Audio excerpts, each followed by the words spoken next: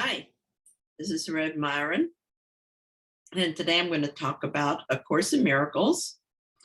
Number 7, what is the Holy Spirit?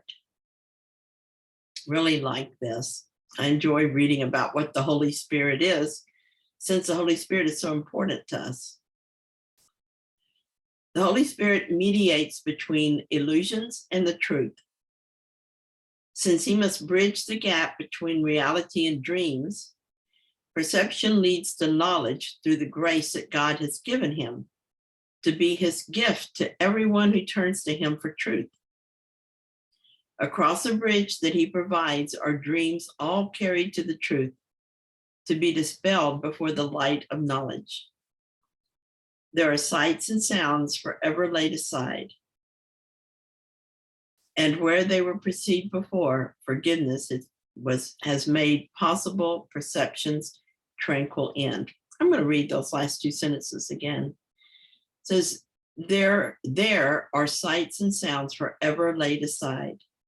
And where they were perceived before, forgiveness has made possible perception's tranquil end.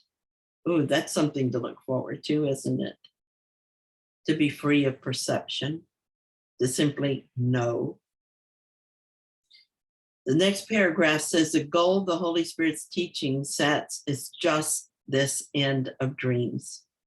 For sights and sounds must be translated from the witnesses of fear to those of love. And when this is entirely accomplished, learning has achieved the only goal it has in truth.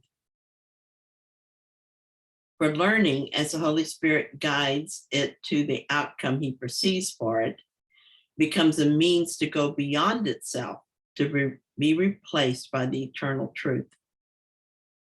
You know, these stories we think of as our lives are just a projection of beliefs from our minds. They are the stories of separation we wanted to experience when we had that tiny mad idea. In that instant, God gave us the answer, the correction for our stories. And that is what we call the Holy Spirit. God could not join us in our insanity, or he would be as insane as us. So he placed in our mind the Holy Spirit, a representation of his love, his voice that would act as a bridge from fantasy to reality. As we dream of death, the Holy Spirit guides us to life.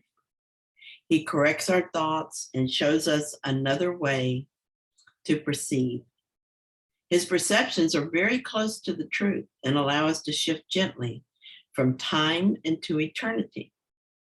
I generally think of the Holy Spirit as a correction to our stories, but a bridge is a very helpful image when thinking of the Holy Spirit as well.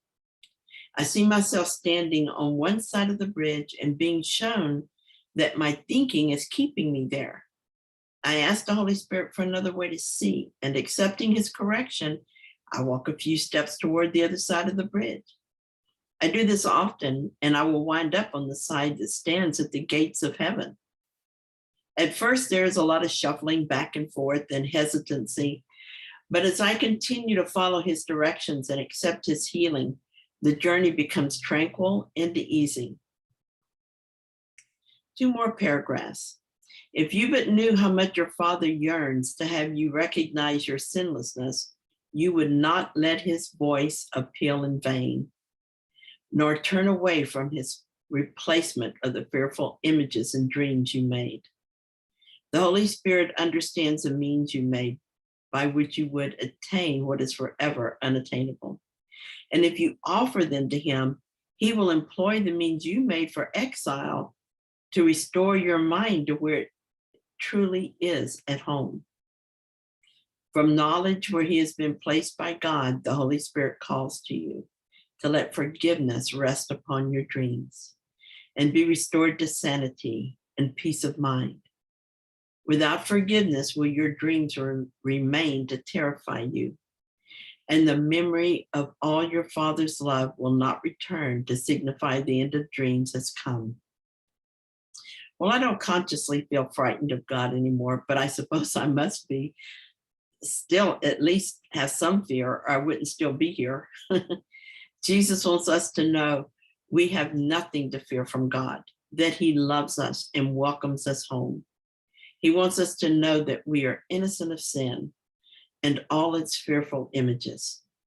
We can be done with this if we so choose. The Holy Spirit understands what we have done in an attempt to make a world of our own.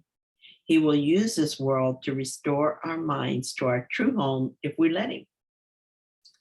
We must forgive our dreams, and the Holy Spirit is a means by which we do this.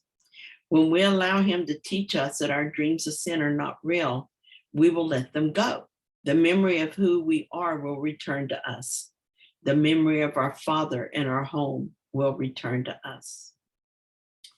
And in the last paragraph, it says, accept your Father's gift. It is a call from love to love, that it be but itself. The Holy Spirit is his gift by which the quietness of heaven is restored to God's beloved Son. Would you refuse to take the function of completing God when all he wills is that you be complete? Well, the Holy Spirit is God's gift to us. He gave us the Holy Spirit so that he could restore us to heaven. Our function is to complete God, and that is his will for us. The Holy Spirit guarantees our function is complete if we allow him to do this for us. Anytime I notice that I'm thinking with the ego, I ask the Holy Spirit to correct my thinking, and I ask him to show me a different way to see. In this way, I accept God's gift to me, and I'm grateful. Thank you for being here with me today. Talk to you tomorrow.